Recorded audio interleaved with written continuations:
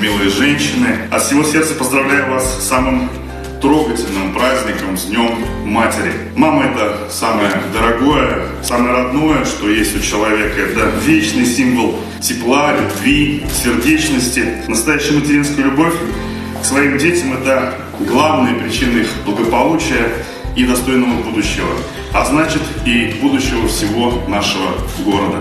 В это непростое время, в период пандемии, как никогда, в нашей поддержке нуждаются женщины, медицинские работники.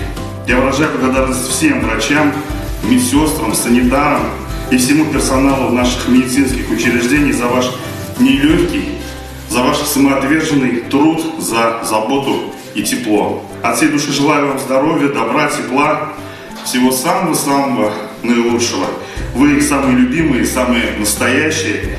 Спасибо, что вы есть. Спасибо вам, наши милые женщины.